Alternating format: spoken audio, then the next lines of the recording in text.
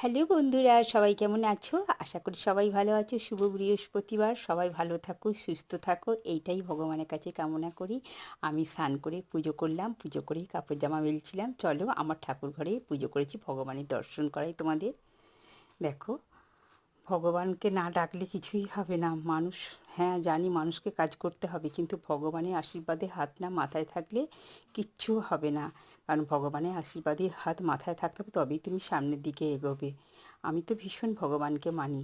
চলো এবার নিচে যাওয়া যাক, কারণ খুব দেরি হয়ে গেছে। আমার আবার বৃহস্পতিবারে দেরি হয়ে যায়, কারণ ঠাকুর স্নান করানো, ঠাকুরকে জামা কাপড় পাল্টানো, হ্যাঁ, ওই জন্য দেরি হয়ে যায়। লক্ষ্মীর পাঁচালি পরা, এগুলো আমি করি, দেরি হয়ে যায়। আর এবার কর্তার জন্য টিফিন পাঠাতে হবে, ঘুগনি করব, আর কুমড়ো দিয়ে একটু কুমড়োর চপ মতো করব। এই যে নিচে চলে এলাম।